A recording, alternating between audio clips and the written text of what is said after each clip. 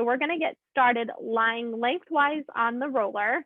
And if you have a shorter roller, I will show you how to modify this one. So we'll find the roller parallel on the mat. And I find the easiest way to get on is to hold the roller still with your hands, sit your bottom on the very end so that you know your whole spine can rest down, and then lie back, making sure that your head is on the roller. If you have that shorter roller, you're gonna want to get at least your head and your shoulders on the roller. And then from there, you can hold your hips into a gentle hover or perhaps stack some pillows underneath the roller. So once you're on here, take a moment to just let your body settle in. Having the roller back behind your spine is a great way to reconnect with what your neutral spine alignment or your spine's most natural curve should be. In this position, you should feel the back of your skull, your shoulder blades, and your tailbone on the roller. You may feel that you have a significant space under your low back, maybe under your rib cage. It's actually okay here to have a space under your low back. That is our back's natural curve, what we would call a lordosis. But you don't want to have a huge space underneath your rib cage. That's because the natural curve of our spine in that position is a kyphosis, so an opposite curve. See if you can start to think of pressing your rib cage into the roller and then opening your arms out to the side, taking a gentle stretch across the front of your chest. And you may find that your two arms need something different here, so you can kind of stagger them until you find that spot where it's a gentle stretch across both sides of your shoulders, just letting your chest relax and drape open over the front of the roller. Add a small tuck to your chin to lengthen the back of your neck, gazing up towards the ceiling, keeping the collarbones open and broad, and finding the heaviness of your head down onto the mat. Good. And start to focus your breath, taking inhales in through the nose, exhales, breath out through the mouth. And feel your abdominal muscles start to lightly turn on by finding that deep exhale breath.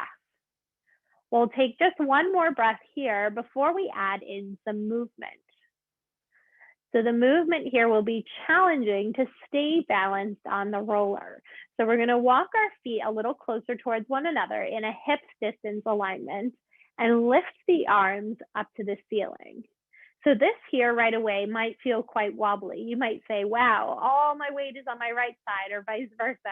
Try and find that center spot where your spine is evenly aligned right down the roller.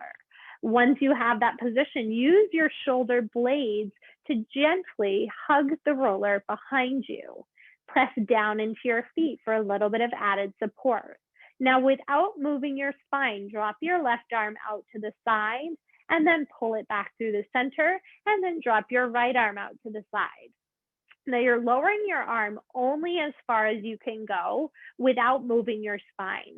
This exercise is not about your arms, but actually about the support of your core muscles to keep your spine steady. This is what we would call a counter rotation exercise. This is what helps support your spine when you do twisting or rotating type motions. And you may quickly see how one side is much harder than the other. Try using an exhale breath as you lower the arm down. Inhale to bring it back up, and that should help provide a little bit more support in this setup. Exhale to lower the arm down. Inhale, lift up. Exhale, lower the arm down. Inhale to lift. Two more times. Exhale, inhale, lift back up. One more time there. Good. And then bring your arms down by your side. Let the collarbones relax. We're going to try one more version of that, and that's reaching the arms backwards. That is a test for, again, core stability, but also flexibility of our spine. So we'll reach the fingertips up to the ceiling, draw the shoulder blades back to hug the roller, keeping your neck long. You're going to drop one arm behind you, pull it back up, and then the opposite. When you reach back, you want to think of a brick resting on top of your rib cage. You'll find that your ribs want to lift as you reach back. See if you can keep them down, lowering just the hand back behind you and then back up to the ceiling. And just the hand reaches back, pulling back up. Good. 3 more times here. That's it, guys. Last 2. And once more here, good. And then bring your fingertips down. Now, if you have that shorter roller, bear with me. You can just take a little stretch here. If you have the longer roller, we're going to take one last challenge here. So just the tippity tips of your fingers are down on the floor. Think like making little tents with your hands. Draw the rib cage down, keep the collarbones open, bring your right leg to tabletop and your left leg up to meet it. Hug the inner thighs together. Head is heavy on the mat. Good. Now, without opening or closing the shoulders, just find your balance. And if you can find your balance, you can alternate reaching your right leg out and then your left leg.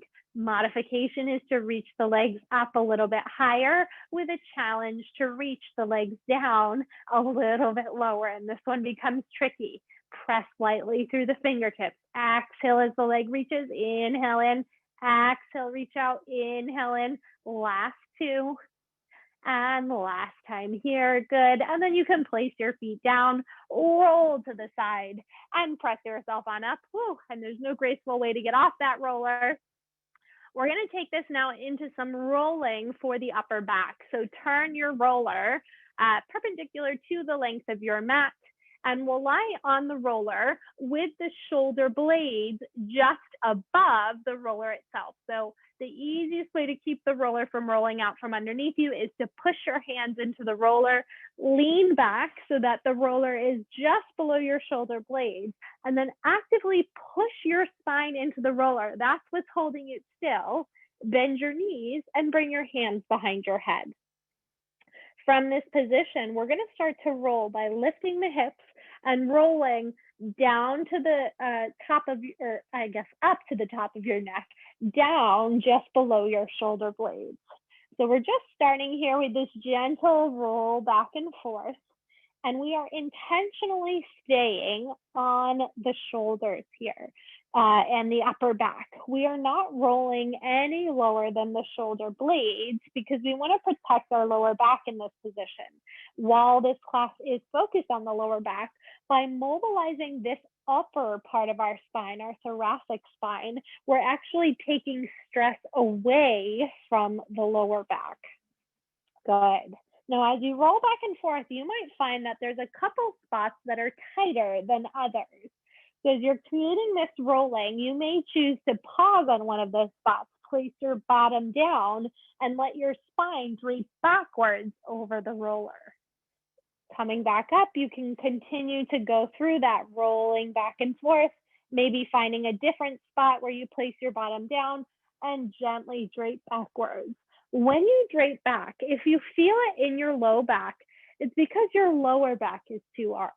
We're trying to focus that stretch to your upper back. So keep your lower back, your core engaged to protect your low back so that you're focusing just the upper back over the roller. And you may not be able to go as far when you do it that way, but it'll be a more intentional and focused stretch. Good. So continuing that same back and forth rolling here. Whew. Now I will sit up to show you guys how you can add on to this type of rolling, and you can keep rolling there, but to build on that, you can add in a little bit of side bending and rotation. And those side bending and rotation pieces will vary depending on what your body needs. So to test that out, while you're rolling back and forth, you're going to bring your right elbow towards your right hip, which opens up the left side of your spine. And then you can try the same thing to the other side, left elbow towards left hip to open the right side of your spine. You'll probably find that one side is a little bit tighter than the other. So feel free to spend a little bit more time there. With this kind of foam rolling, you don't have to be equal from side to side. You can focus your energies to the spots where you need a little bit more tension so that it becomes a little bit more symmetrical. You can also add in that rotation piece. So you're turning one elbow up to the ceiling, one elbow down towards the floor. I always find this one to be quite intense. That gets into your lat muscle. Your lat is a shoulder muscle, but it actually attaches all the way down to your low back. So as you're rolling here, you may feel this very gently stretching through your low back. If it's too much, you can always place your hips down as I am here, or you can continue that same rolling. And I would encourage you to check out both sides and just notice where your body seems to need a little more attention. And you may say, you know, those ones, they feel okay. I'm going to stick to more of this rolling right through the center. This type of rolling, this rolling for your upper back, is so important for people who spend most of their days sitting.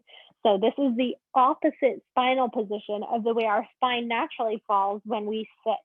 So this is the kind of thing you can do every day or even a couple times a day if you're feeling tension in your back from sitting. We'll take just another moment or two here, gently rolling back and forth. Good.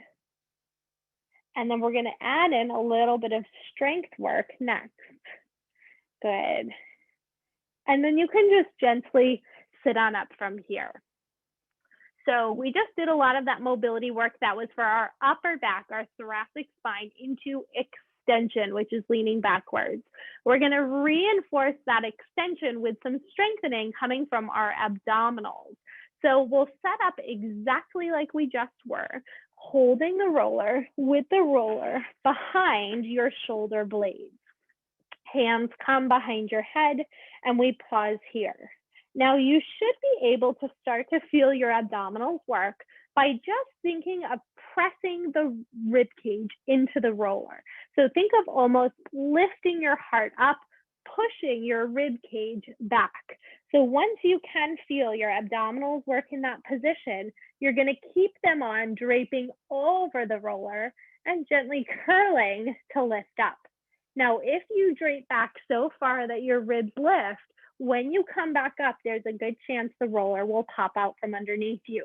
Go slow here. Like that roller is a precious object. You don't want it to roll away. Keep this constant, steady pressure back and then just lifting up a little bit.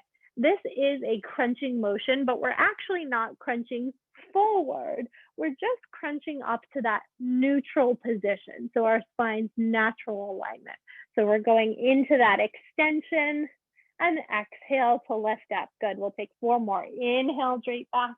Exhale to lift. Last 3. Inhale, drape back. Exhale, lift on up. Last 2. Exhale, curl to lift. 1 more time there. Exhale, curl, lift up. And then we'll come all the way on up to sitting. Whew, and take a little breath. I always feel like after doing all of that upper back mobility work, you can breathe a little bit deeper. And that's because our rib cage attaches to our thoracic spine. So we're going to get into our glutes next. So grab that roller. You can take a seat right on top of the roller with your knees bent. I'm going to do my left side first. So I will turn to the left, placing my left hand down on the floor and tipping both of my knees to the left. So right now I am sitting right on top of some muscle on my bottom, on top of the roller. And you want to kind of stay on the muscle and you're just going to gently roll back and forth. Now I emphasize muscle here because in our hip and our glute complex, we have some bones. And right on top of those bones, we have what are called bursa. And a bursa is a fat pad that is designed to protect against friction from tendons around it. And so the fat pad, the bursa, does not like to be rolled over. You'll know it's very uncomfortable. And you have a big one right on the side of your hip. You have another one right on your sits bone, so that bony part of your bottom. You can probably imagine if you've been sitting for too long right on a really hard surface, you can start to feel that. So in between those two bursa, we've got lots and lots of muscles in there. So you've got a lot of places where you can safely focus your rolling. And that's where you'll be the most effective. Now we focus on the glutes when we roll, when we are doing foam rolling to manage back pain, because many of the nerves that exit our spine run right through the glutes themselves. So as you're rolling back and forth here, we're creating better tissue mobility for the nerves that exit our back. Our glutes also support our spine when we bend and squat. Now, if you want to add more weight to this side, cross your right ankle on top of your left thigh bone. And that's totally optional. Some of you are going to say, nope, that's too intense. I'm going to leave that foot down, and that's okay here. We're going to go right into that right side. So I'll bring the right hand down. I'm going to roll over towards the right side. I'll cross my left ankle if I want more body weight here or not, and just start to roll through the muscle on the right side. Now, our glutes, again, they're made up of a bunch of smaller muscles, and you may have a difference from side to side. You may find that the muscles closer to your spine, more the central part of your glute, are tight on one side, whereas the ones more to the side, closer to your hip, may be tighter on the other side. And you can explore both and kind of see where you need to focus more of your attention. And that can even vary from day to day. So find the spot where you feel like you need the most energy. You can choose to even just pause on a particular spot, or you can continue to roll back and forth if that's more tolerable. Check in with your shoulder, dropping that down away from your ear. Think of opening up your heart and chest so that you maintain good posture otherwise as we focus on the glutes here. Good. And then we'll take just another 2 or 3 more before we go down and add in some glute strengthening. Good. Okay, so from here, we're going to lift the hips up, get the roller out from under our bottom, and then we're going to lie down onto our back. So if you'd like to use an abdominal exercise to get there, reach your arms forward, slowly roll the spine back, and then we're going to place the arches of your feet on top of the roller. And we're going to do a little prep exercise because I know a lot of people have trouble with this setup here. So with the feet draping over the roller, I want you to imagine pushing downward into the roller like it was breakable, and you might actually break it or smush it right down into the floor. You should feel the muscles on the back of your thigh bones ignite. They'll turn on here. They're not working super, super hard, but they are on. Now I want to see if you guys can keep those muscles on, rolling the roller out a little bit and back in. So when you roll the roller out, sometimes our calf muscles try and take over. You will be able to feel these muscles stay on if you can keep that downward pressure as you roll out and in. Now, by keeping the hamstrings, maybe a little bit of the glutes on, you will also start to feel your core work here. And those two work very closely together to support our spine. Now we'll add in the bridging part of this motion. So unlike what we just did, we're going to keep the roller totally still now. So arms are down by your side. The roller is not moving. You lift the hips up and lower back down. Now, as you do this lifting and lowering, you still want to think of that downward pressure into the roller beneath you. That's going to help you prevent getting a cramp in the setup. You can also think about hugging the 2 thigh bones towards one another as you lift and lower the hips. Collarbones are open, hands are pressing down. Good. We'll take 3 more. Exhale to lift, last 2, lower back down. Exhale, lift up last time here, hold. Now you can choose to just stay here, but if you are more advanced in your practice, try the roll out and in, keeping that downward pressure. This is a really tricky exercise. Good. Hips stay high. We'll take 2 more, roll out, back in, last time, roll out, back in, drop the hips down. Whew. And you can press that roller all the way out. This is a nice way to get a little release of your hip bones. We'll even take a gentle stretch here, keeping your ankles resting on the roller. You can pull your right knee in towards your chest. And as you pull the right knee in, think of reaching the left leg long, like you're rolling that roller away from you. And then we'll switch to the other side, reach the right leg long, pull the left knee in, take that gentle stretch. We'll do 2 more on each side. So right knee pulls in, collarbones are open, and press the leg out. Left leg comes in and reach it back out. 1 more each side. Good. And last time here. Good. Okay, so now we're going to take another little challenge to come up. If you would like, you can choose to just sit up here, But if you want to try a roll up, keep your feet heavy on the roller, reach your arms up to the ceiling, exhale, curl, and come all the way on up to a tall sitting position. Awesome. Okay, so next up, we're gonna take the roller and try a little balance exercise. So we've done a lot of balance work laying on the roller. We're gonna use the roller on your back. If you have a shorter roller, it won't be as much feedback, but still something to practice. So we're gonna come into the all fours position, but you want your roller to be in the crook of your back. And the tricky thing is to find the position where the roller is even on both sides. You may need to kind of push it to the right or left so you find its center. And once you find its center, press your hands into the floor, drop your shoulders away from the ears, and lift your rib cage away from the floor. Now you might feel even how tricky this is just to hold this setup. But I'd like you to try, if you can, to add in a little additional movement. So without disrupting that roller, see if you can reach your right arm out in front of you and bring it back down. Try the same thing to the left side and bring it back down. So alternate from side to side. I like to exhale each time I lift my hand to imagine lifting your ribs away from the floor, turning your core muscles on, which support your back. And I think you'll quickly find that one side is much harder than the other. If you'd like to build on this, instead of reaching the arm forward, reach your arm out to the side and then bring it back down. And the opposite arm out to the side and bring it back down. If you're feeling super strong here and you want to reach one arm forward, you can also try, oops, and you have to go quite slow for this one, adding the reach of the opposite leg and trying the same thing on the opposite side. And this one becomes, whoo, so darn tricky. I know this is a balance that many of you have probably tried before. This is a quick way to tell yourself, well, am I really keeping my back as still as I think I am? And I think for most of us, as you can see mine wiggling, the answer is maybe not so much, but this is a great way to practice. We'll try two more.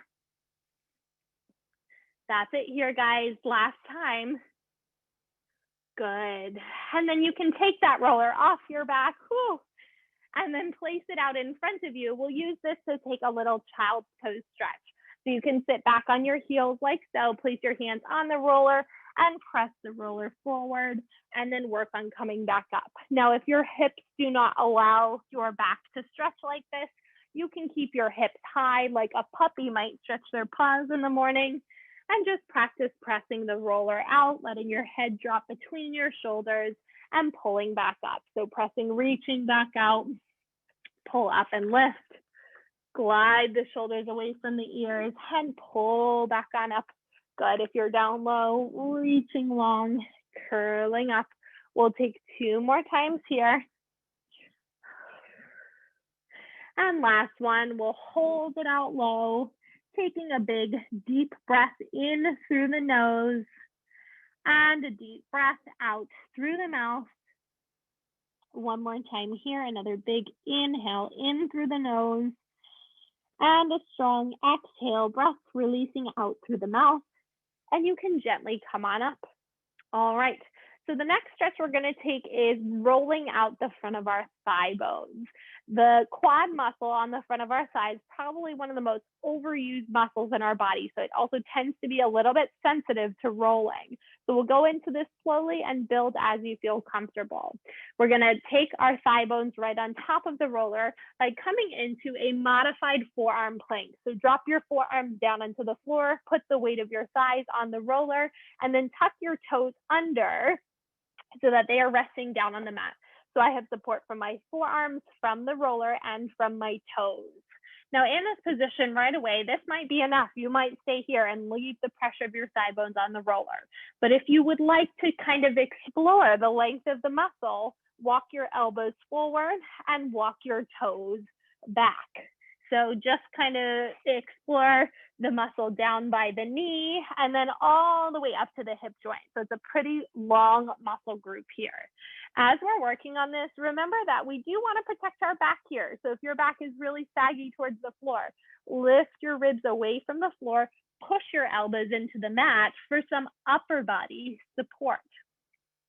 If you're more advanced and you're feeling strong in this position, lift your feet and you can gently roll back and forth, just pushing and pulling from your elbows. You can also stack one ankle on top of the other. So if you're rolling and you say, my left one is much tighter than the right one, you might want to spend a little bit more time on that left side here.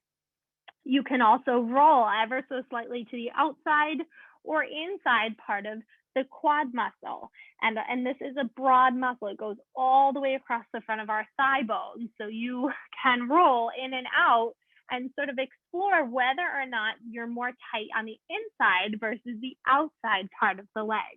And you can spend more time there as needed. Again, keeping this program kind of custom to what your body needs. So we're just going to spend another moment or two here. We're aiming for about 1 to 2 minutes with this type of rolling on the muscles. And with this type of rolling along the muscles, like what we've done today on our glutes and what we're doing right now on our quads, you really only need to do this 2 or 3 times a week. You can take a day off in between, and it's actually recommended to do that because by creating this roll back and forth, we're building little micro tears in the tissue, and it's small and it's intentional, but those micro tears need to heal, and that's how we bring new healing tissue to these areas and break up any old scar tissue or tissue that's not moving well. All right, so from here, we'll lower the knees down and then take ourselves on up to a comfortable seat. We're gonna you guys can find any comfortable seat. I'm gonna kneel here, but sitting, you can even choose to come up to standing. We'll take some community breaths together to finish out our class. So find the new length of your spine. Mine certainly feels a little bit taller here. We'll take an inhale, lift, grow long, grow tall. Exhale, release, and lower the arms down by your side. Another inhale, breath here, lift, grow long. Exhale, release, lower the arms down. Last time, big inhale, lift, grow long. Exhale, release the arms all the way back down by your side. And that concludes the movement of our managing back pain.